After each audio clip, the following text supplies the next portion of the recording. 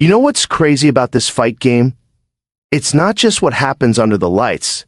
It's the stuff that happens before the cage door even closes, like the scale.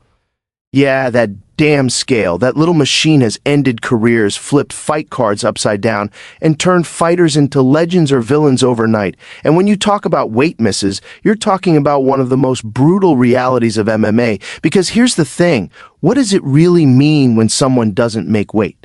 Is it just a number, just a pound or two, or is it a deeper reflection of discipline, respect, and sacrifice?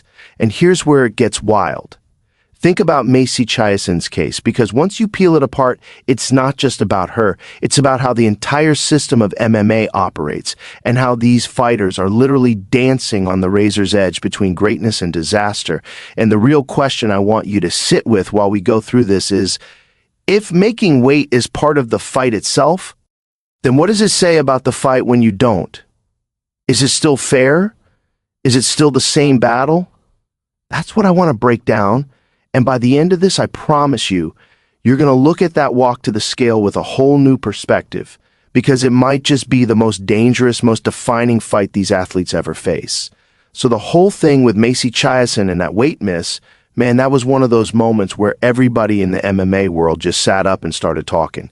Because it's not just about stepping on the scale and being a little over, it's about everything that goes into it. The preparation, the professionalism, the fairness to the opponent, and the ripple effect it creates. Like, this wasn't some small-time regional card where a couple of pounds get brushed off. This was under the big lights. This was a fight people were tuned in for. And when she came in heavy, it instantly changed the narrative. Suddenly, we're not just talking about the matchup. We're talking about the controversy. We're talking about whether she should have been more disciplined, whether the commission should tighten things up, and whether the opponent is even walking to a fair fight anymore. Because think about it, making weight isn't just some arbitrary number. It's the agreed upon battleground. It's the thing both fighters sign up for. It's the invisible contract that says we're showing up under the same terms. And when you don't hit that, it's like you're breaking part of that deal. And in this case, it sparked a ton of debate, because Macy's a talented fighter, no question. But when you miss, especially at that level, people start questioning your whole process. Like, did you manage your camp right? Did you cut too much too late? Did something go wrong with your nutrition? And fans don't see all that behind the scenes stuff. They just see the number on the scale and the headlines that follow. And for the opponent, it's brutal, because now they're stuck with this dilemma. Do you take the fight against someone who might walk in way bigger than you tomorrow?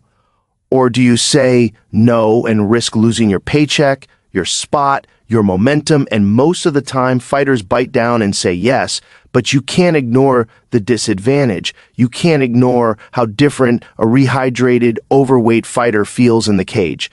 And that's why this incident hit so hard, because it wasn't just Macy missing weight, it was another reminder of how messy this whole system is, how dangerous these extreme cuts are, and how much it puts at stake, not just physically, but in terms of reputation, respect, and the fairness of the fight game itself. And the thing is, when you talk about the strain of weight cuts, you're talking about one of the most brutal, insane parts of this entire sport, because fighting isn't just about skill or toughness. It's also about surviving this crazy ritual of sucking all the water out of your body to hit a number that, in most cases, has nothing to do with the natural frame of the fighter. And people don't realize how extreme it gets. Like, you've got athletes who are walking around 25 pounds heavier than the division limit. And in the last week, they're sweating it all out in saunas and hot baths, wrapped in plastics, barely eating, barely drinking, their kidneys screaming, their brains fogged up. And it's not glamorous, it's not heroic. It's dangerous, man, because you're literally pushing your body to the brink of shutting down just to qualify to fight. And the crazy part is, we've seen it time and time again. Fighters fainting on the scale, collapsing backstage, getting hospitalized, and yet it keeps happening because everybody thinks they need that size advantage on fight night. Everybody thinks being the bigger fighter in the cage gives them the edge, and in some cases it does, but the toll it takes is enormous. You're depleting yourself to the point where you're not even close to your best. And when someone like Macy misses W8, It shines this giant spotlight on how fragile the whole system is because it shows just how fine the line is between making it and falling apart. And you start to ask yourself, how much longer can the sport keep doing this? How much longer are we going to watch athletes torture themselves for the sake of a number? And the worst part is, it's not just the physical damage, it's the mental strain too. Imagine trying to focus on a fight, a strategy, an opponent, when your body is screaming for water, your head is pounding, your vision is blurry, and all you can think about is surviving long enough to step on that scale. It's like the fight before the fight, and sometimes the fighters lose that one before they ever touch gloves in the octagon, which is why when a weight miss happens, people don't just see it as unprofessional, they see it as the inevitable crack in a system that's already pushing human beings past their limits just to meet a number that doesn't really tell the story of who's the better fighter. And that's where the opponent disadvantage really comes into play, because think about it. When one fighter misses weight, it's not just about the number on the scale, it's about what happens after. It's about the fact that the fighter who missed is usually the one who walks into that cage heavier, more hydrated, carrying extra energy, while the opponent, the one who did everything right, the one who starved and sweated and suffered to hit the contracted weight, is stepping into a fight already depleted, already drained, and that creates this crazy imbalance that doesn't get talked about enough, because fans see two people in there throwing down and they think it's even, but it's not. It's like one fighter is running a sprint with a weighted vest on while the other got to loosen the straps, and that matters, man, especially when you're talking about those little percentage points of energy and explosiveness and durability that make the difference between winning and losing at this level. And you can see it in fights where the heavier fighter just seems to walk through shots, just absorbs damage easier, or they've got that little extra pop in their strikes because their muscles aren't as starved. And meanwhile, the other fighter is dealing with a psychological hit too, because in the back of their head, they're thinking, and I did everything right. I followed the rules, and now I'm the one at the disadvantage. And that messes with you. It puts doubt in your mind. It makes you second guess whether you're stepping into a fair fight, and in a sport that's already as dangerous and unforgiving as this one, adding that layer of imbalance is huge. It's like stacking the deck before the first punch is even thrown. And yeah, they'll take a piece of the purse from the fighter who missed weight, but money doesn't equalize the damage. Money doesn't fix the fact that one person might be walking in with a 10-15 pound advantage on fight night, and when you're trading punches, kicks, elbows, and knees, that weight matters, that size matters, and that's why you'll always hear fighters and coaches get pissed when an opponent misses weight, because it's not just disrespectful, it's not just unprofessional, it's a literal shift in the dynamics of the fight, and it makes the guy who played by the rules start the whole thing behind the 8 ball.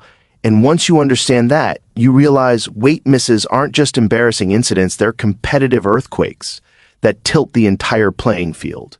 And when you zoom out and look at the bigger picture in MMA, the whole issue of weight cutting and missing weight is kind of like this ticking time bomb that's been ignored for too long. Because, yeah, on a surface level, it's just one fighter not hitting the scale right, but on a deeper level, it exposes how broken the system is, how we've built this culture around these brutal, almost barbaric practices where fighters are basically dehydrated, NG themselves to the point of collapse just to fit into a number. And then we pretend like once they rehydrate, it's all good, but it's not all good. It's messing with careers, with longevity, with fighter safety, and it's creating situations where you don't even know if you're seeing the best version of these athletes inside the cage. You're just seeing who survived the weight cut better. And that's wild when you think about it, because MMA is supposed to be about skill, strategy, toughness, but so often the narrative gets hijacked by who looked like a zombie on weigh-in day, who fainted backstage, who couldn't walk to the scale, and that's not competition, that's desperation. And it raises bigger questions too, like what responsibility does the promotion have? What responsibility do the commissions have? Because everybody knows this is happening. Everybody knows fighters are cutting 20, 30 pounds in a week, and yet the machine keeps rolling because the spectacle sells. And so when someone like Macy Chiasson or anybody else misses weight, yeah, it's a headline for a day, but the truth is it's just another reminder that we're operating in a broken framework that needs to be fixed. And you can't keep ignoring it forever because eventually it's not just about one fight being compromised. It's about fighters' health. It's about long-term damage. It's about the credibility of the sport. And if MMA really wants to evolve and be treated like the mainstream powerhouse it's becoming, it can't keep brushing off this issue as if it's no big deal, because it is a big deal. It affects rankings, careers, opportunities, and ultimately the trust of the fans who want to know that when two fighters step into that cage, they're stepping in on even ground, not carrying the ghosts of a broken system on their shoulders.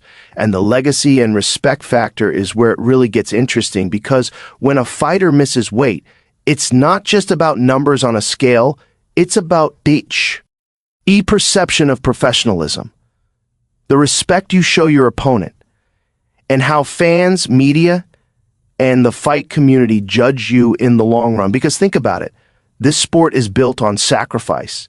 It's built on the idea that you put yourself through hell to meet the same conditions as the person across from you. And when you don't make weight, it feels like you're breaking that unspoken code.